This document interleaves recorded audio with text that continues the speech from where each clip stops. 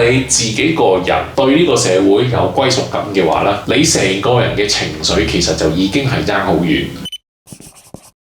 Hello， 大家好，我係 Kenny。咁啊，今日呢條片咧又同大家喺屋企傾下偈咁樣啦。但係咧，今日呢條片嘅 topic 咧都幾 deep 下嘅，因為我想同大家探究下呢個內心世界。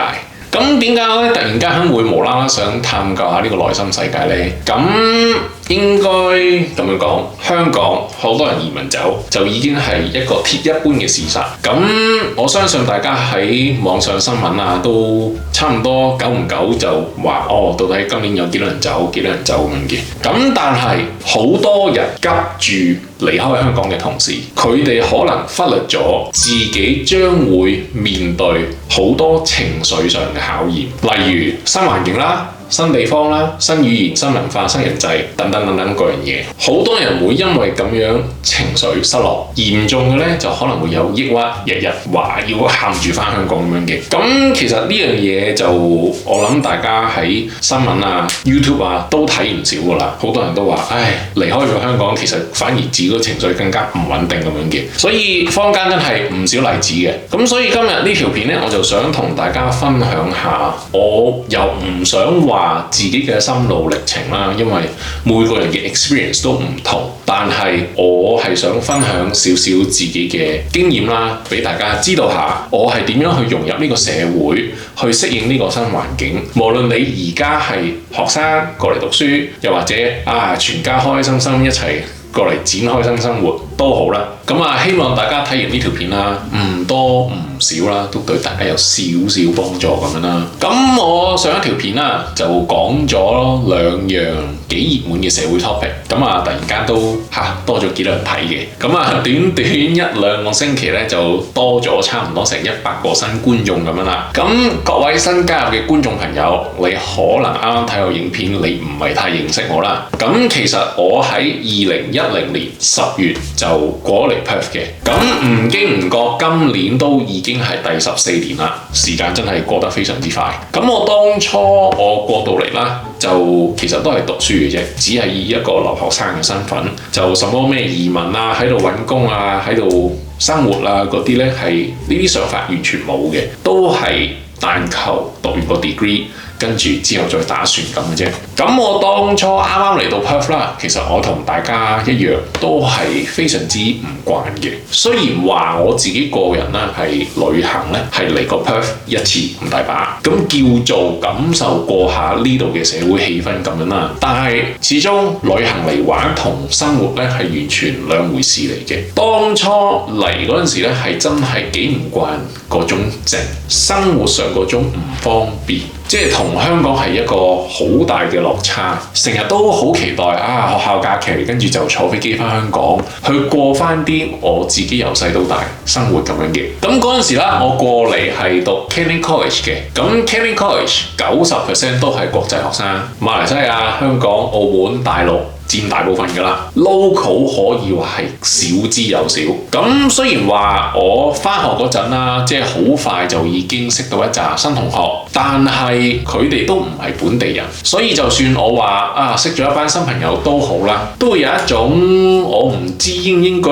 叫失落感。即係覺得我唔了解 Perth 呢個社會，即係我又唔識佢，佢又唔識我，大家 mix 唔到一齊，融合唔到嘅。所以頭1年半左右啦，即係都係維持呢一種狀態咁樣嘅。即係雖然人喺 Perth 讀書生活，但係對個社會完全冇歸屬感，即係永遠都會覺得個社會距離我自己好遠。呢個情況啦，就大概到2012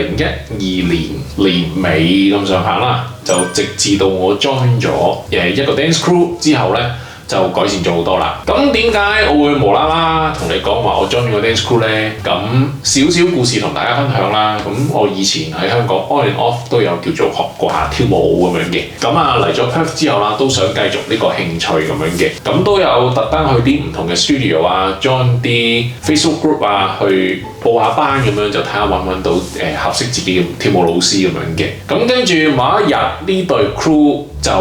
喺個 Facebook group 就出咗個 post， 就話我哋有表演，需要揾一個男 dancer， 所以就係因為咁樣，我就 join 咗呢個 team 咁樣啦。join 咗呢個 team 之後啦，team 入邊其實係好多唔同嘅 members 啦，裏邊有好多唔同嘅人種，例如 local 白人啦、ABC 啦，我哋叫 Australian Born Chinese 啦，外國留學生都有啦，有啲細細個幾歲就跟屋企人過咗嚟Perth 咁樣嘅，咁所以佢哋好多唔同嘅人種，佢哋其實都可以叫做算係 local，因為佢哋係由細喺度長大咁樣嘅，但係佢哋個個都有自己唔同嘅背景、唔同嘅故事。通過接觸到呢啲人，了解到佢哋嘅文化、佢哋嘅想法、佢哋對生活嘅態度、生活上嘅一啲細節，係亦都覺得我自己同個社會個距離係拉近咗好多。咁我記得我仲喺 UWA 讀書嗰陣啦，即係都識到好多唔同嘅香港人咁樣嘅。但係有啲香港人呢，即係佢哋就好奇怪嘅，淨係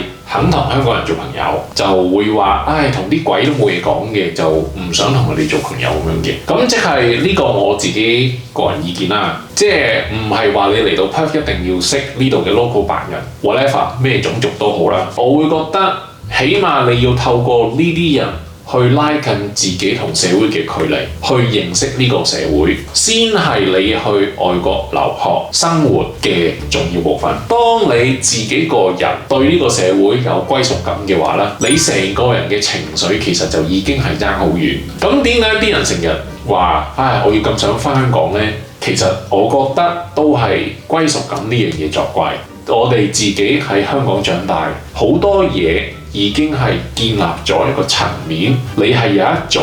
我屬於嗰度嘅感覺。咁即係我拍片早期啦，就有啲觀眾咧，就有陣時都會 message 我話不如你講下啲移民條件啦，即係有啲咩方法可以移民嚟澳洲咁樣㗎。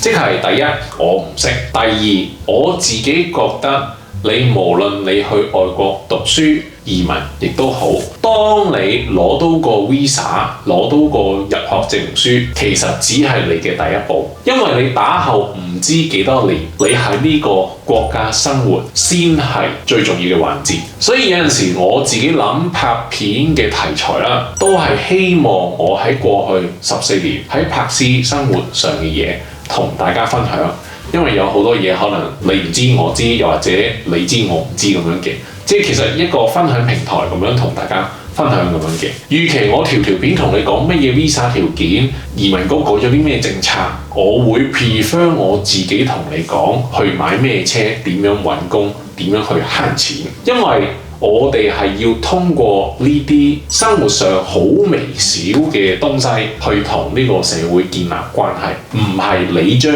visa 去同個社會建立關係。所以早期開始睇我影片嘅觀眾朋友啦，你可能會發覺我個 YouTube channel 咧係冇一條片係講移民嘅。如果大家有俾啲心機留意下嘅話 ，but anyway 啦，即係呢啲只係我個人拍片嘅理念，即係未必可能同大家好大關係。但係我覺得，如果觀眾朋友你係啱啱去第二個國家讀書生活，即係其實唔一定係嚟 Perth 嘅，世界上任何一個角落，你可以嘗試去從自己嘅興趣喜好出發，譬如影相啊、跳舞啊、行山啊、賞月啊、觀星等等等等各樣嘢，通過呢啲興趣認識下啲 local 人，join下啲 Facebook group 啊、興趣班啊，從而去擴展自己嘅人際網絡。即係我覺得呢類嘅途徑同 local 人溝通啦，係應該會係最快能夠幫自己喺呢個社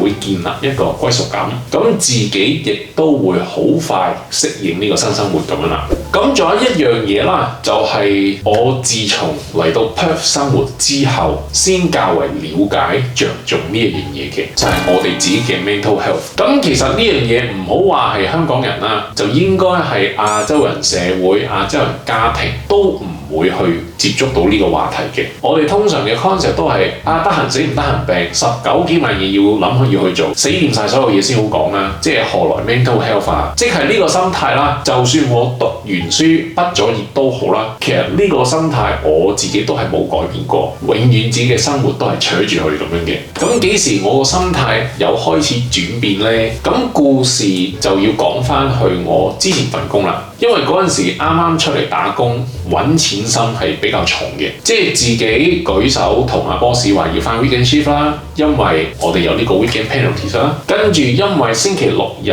工作時間長嘅關係，我嗰陣時一個星期咧，我係有3日 day off 嘅。咁因為我 day off 嘅日子啦，通常都係平日，所以好多時都係屋企 hea。因為啲朋友返工，平日返工我就 off，但係佢哋 weekend 放假我就要返工咁樣嘅，所以就好少一啲時間去有我自己嘅社交生活，所以通常平日都係自己一個喺屋企 hea 咁樣嘅。咁嗰陣時個心態就係話，預期我一個星期3日喺屋企冇嘢做，喺屋企 hea，咁我不如就出去返多份工，就揾多少少錢咁樣啦。咁嗰陣時就經朋友介紹就攞多份 casual 嚟做嘅。咁嗰陣時亦都係我啱啱早期開始拍 YouTube 咁樣嘅。咁所以嗰陣時嘅生活啦，就係2份工啦、拍片啦、剪片咁樣嘅。都 OK 密麻麻嘅，咁跟住到某一個 period 啦，份 casual job 啦就真係非常之忙，就係咁狂俾 shift 我，咁而個 shift 嘅時數都唔短嘅，每次 at least 都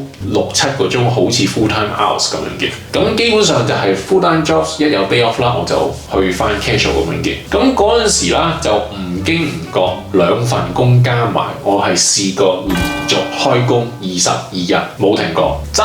真係活生生例子，得閒死唔得閒病啦。咁跟住啦，我自己係識到有一個朋友，佢係做 chiropractor 嘅。咁幾年前啦，我都有去佢個 clinic 度即係睇佢咁樣嘅。咁可能嗰陣時啦，我自己好忙啦，全身嘅肌肉啦都係非常之緊張，唔係呢度痛就嗰度痛咁樣嘅。咁跟住可能個朋友啦，即係佢熬下我身體嗰陣時，咁就摸到就問我。喂，你發生咩事啊？你個身體好唔掂喎，你成個人好緊張喎。咁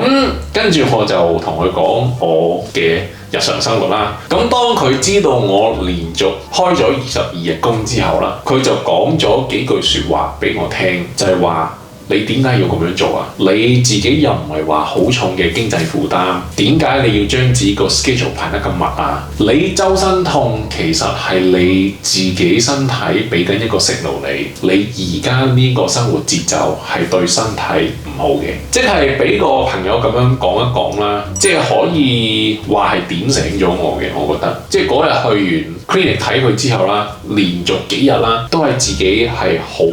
深入咁樣思考人生 mode 咁樣咧，就不斷去反思我朋友同我講嘅嘢，跟住冇耐就 COVID 啦，咁 casual 嗰度就開始又冇 shift 咁樣嘅，啱啱撞正 COVID 都係一個時間去重整我自己嘅生活節奏咁樣嘅。咁我咁樣同你講就唔係話我哋人生要躺平嚇，唔應該有目標咁樣嘅，即係我哋有目標嘅同時，我哋衝得太前嘅時候，我哋身體可能會俾自己一個 signal，就係話，你而家衝得太快，即係呢個身體俾自己一個 signal啦，其實真係解釋唔到嘅，只係我哋身體入邊嘅一種感覺。但係當你 feel 到呢種感覺好強烈嘅時候，其實個情況就已經係發展到唔係一個咁理想嘅地步啦。咁呢個就係可能人哋講嘅 mental health 啦，係咪突然間好深奧呢？咁所以就真